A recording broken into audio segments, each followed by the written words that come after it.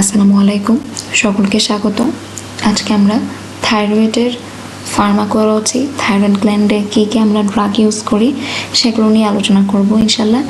এর আগে এই ছবিটা একটু দেখতে হবে থাইরয়েডের কীভাবে সিনথেসিস হয়, কারণ এখানেই বেসিক্যালি হচ্ছে আমাদের ড্রাগগুলো টার্গেট পয়েন্ট। তো আমরা যদি একটু দেখি, থাইরয়েডের সিনথেসিস নিয়ে আমি আগেও বলেছি, তো এখানে আর কথা বাড়াবো না। মেন এনজাইম হচ্ছে যেটাকে আমরা ব্লক করি থাইরয়েড ড্রাগগুলো দিয়ে, সেটা হচ্ছে পারঅক্সিডেজ এনজাইম। কারণ এই পারঅক্সিডেজ এনজাইমটাই বেসিক্যালি আমাদের তিনটা কাজ করে। এক হলো সে অক্সিডেশন করে আয়োডাইড থেকে আয়োডিনে কনভার্ট করে, অক্সিডেশন করে। তারপরে সে অর্গানিফিকেশন করে। অর্গানিফিকেশনের মধ্যে আয়োডিনের সাথে টাইরোসিনের একটা কাপলিং করে, থাইরোগ্লোবুলিনের সাথে যে টাইরোসিন লাগানো থাকে তার একটা কাপলিং করে। এভাবে হচ্ছে অর্গানিফিকেশন করে। তারপর অর্গানিফিকেশনের পরে হচ্ছে আমাদের কাপলিং করে। এই কাপলিংয়ের মধ্যে অর্গানিফিকেশনের ফলে যে মনোআয়োডোটাইরোসিন এবং ডাইআয়োডোটাইরোসিন ফর্মেশন হয়, সেই তাদের মধ্যে কাপলিং হয়ে আমাদের আলটিমেটলি T3T4টা ফর্মেশন হয়। তো সবগুলো প্রসেসে আমরা যেটা দেখতে পেয়েছি, পারঅক্সিডেজ এনজাইমটাই মেইন রোল প্লে করে। তো আমরা যদি পারঅক্সিডেজ এনজাইমকে ইনহিবিশন করে দিতে পারি, তাহলে আমাদের এটা কোন ডিজিজের ক্ষেত্রে হেল্পফুল হবে?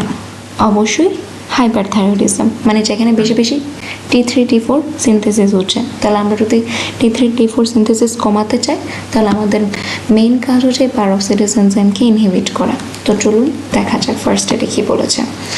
ফার্স্ট এডে প্রথম যে গ্রুপটার কথা বলা হয়েছে সেটা হচ্ছে থায়োনেমাইডের মধ্যে দুইটা ড্রাগ, একটা হলো প্রোপাইলথায়োইউরাসিল, একটা হলো মেথিমাজল। এই দুইটা ড্রাগই বেসিক্যালি আমাদের থাইরয়েড পারঅক্সিডেজ এনজাইমকে ব্লক করার মাধ্যমে তাদের অ্যাক্টিভিটি করে থাকে। থাইরয়েড পারঅক্সিডেজটাকে ইনহিবিট করলে কি হবে? আমাদের অক্সিডেশন হবে না of iodide, as well as অর্গানিফিকেশনও হবে না, অ্যান্ড কাপলিং অফ আয়োডিনও হবে না।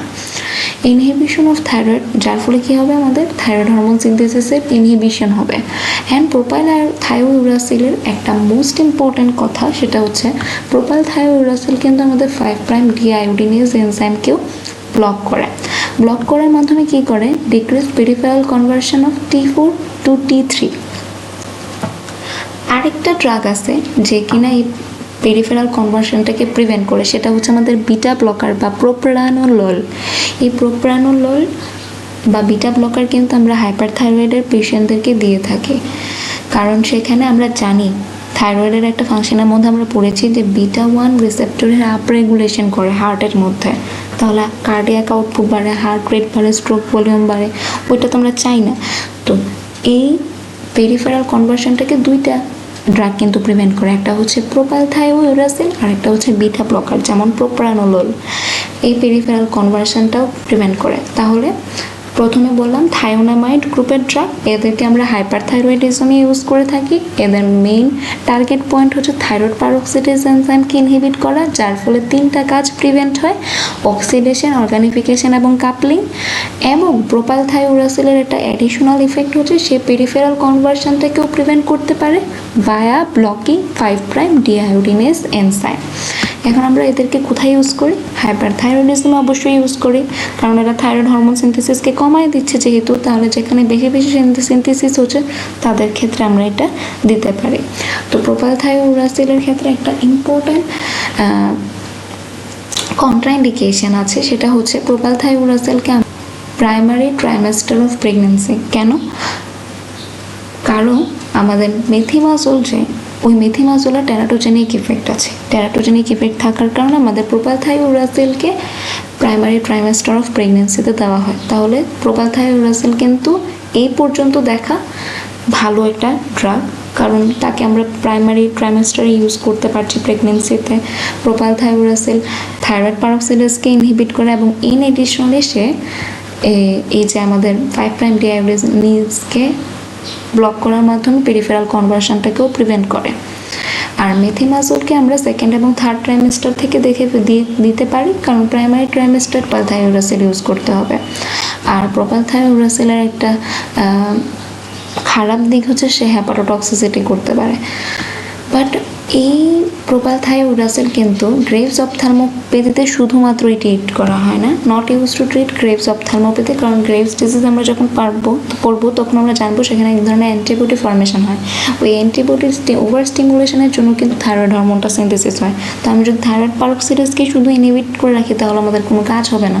আলটিমেটলি কিন্তু অ্যান্টিবডি কিন্তু স্টিমুলেশন দিতে থাকবে এবং থাইরয়েড হরমোন সিনথেসিস কিন্তু না হলেও স্টিমুলেশন পেতে পেতে থাইরয়েড গ্ল্যান্ডটা কিন্তু কি হয়ে যাবে, ডিফিউজলি এনলার্জড হবে এবং সেটার ইফেক্ট কিন্তু আমরা এখানে না পাই, আমরা কিন্তু আমাদের আইয়ে পাবো। সেটা যখন আমরা গ্রেভস ডিজিজ পড়বো তখন আমরা জানবো। তাই আমাদের গ্রেভস অপথ্যালমোপ্যাথিতে কিন্তু এই প্রোপাইল থাইরোইডের সাথে গ্লুকোকর্টিকয়েড দিতে হবে, কারণ গ্লুকোকর্টিকয়েড যেহেতু স্টেরয়েড সে ওই অ্যান্টিবডি ফর্মেশনগুলোকে প্রিভেন্ট করবে। অ্যাডভার্স ইফেক্টটা কি? অ্যাডভার্স ইফেক্টের মধ্যে হচ্ছে স্কিন র্যাশ করতে পারে, অ্যাগ্রানুলোসাইটোসিস করতে পারে which is rare, plastic anaemia করে, মানে বোন ম্যারো ফেলিয়ার করে, কোনো ধরনের ব্লাড সেলি প্রোডাকশন হবে না, হ্যাপাটোটক্সিসিটি করতে পারে বলেছি, প্রোপাইল থাইরোইড করে থাকে। এবং propyl thyroid use has been associated with ANCA positive vasculitis and methimazole একটা পসিবল টেরাটোজেন। কারণ মেথিমাজোল কি করে? অ্যাপ্লাসিয়া কিউটিস করে, মানে কনজেনিটাল স্কিন প্রোডাকশন করে না, স্কিন ফর্মেশন করে না, অ্যাপ্লাসিয়া কিউটিস ওটাকে বলা। তারপরে আসি আমরা এতক্ষণ বললাম হাইপারথাইরয়েডিজমের ট্রিটমেন্ট। এবার হাইপোথাইরয়েডিজম হলেও তো ট্রিট করতে হবে, তাই না? কম থাইরয়েড হরমোন সিনথেসিস হচ্ছে, আমার বাড়াতে হবে। তখন আমরা লেভোথাইরোক্সিন বা লিভোথাইরোনিন দিয়ে থাকি। লেভোথাইরোক্সিন হচ্ছে আমাদের T4 আর লিভোথাইরোনিন হচ্ছে T3। Hormone replacement for T4 এর জন্য আমরা লেভোথাইরোক্সিন দিয়ে থাকি, আর T3 for liothyronine. Avoid levothyroxine with antacid, bile acid resin or ferrous sulfate, কারণ এদের সাথে যদি আমরা দেই তাহলে ওর অ্যাবজর্পশনটা কমে যাবে। তাই আমাদের এই তিনটা জিনিস একটু মনে রাখতে হবে যে অ্যান্টাসিডের সাথে, ভাইল অ্যাসিডের সাথে অথবা ফেরাস সালফেটের সাথে আমরা দিব না লেভোথাইরোক্সিনকে, তাহলে অ্যাবজর্পশন হবে না, তার ইফেক্টটা নষ্ট হবে। এবং এর ক্লিনিক্যাল ইউজকে অবশ্যই হাইপোথাইরয়েডিজমে আমরা দেব, মিক্সড ইডেমাতে দেব, maybe misused for weight loss. যেহেতু হাইপোথাইরয়েডিজম মানে এই লেভোথাইরোক্সিন যে ড্রাগটা তাকে তো আমি হাইপোথাইরয়েডিজমে দিচ্ছি। হাইপোথাইরয়েডিজমের একটা ফিচার কিন্তু হচ্ছে ওয়েট গেইন করা। তো অনেক সময় অনেকে এটাকে মিস ইউজ করে, কেন?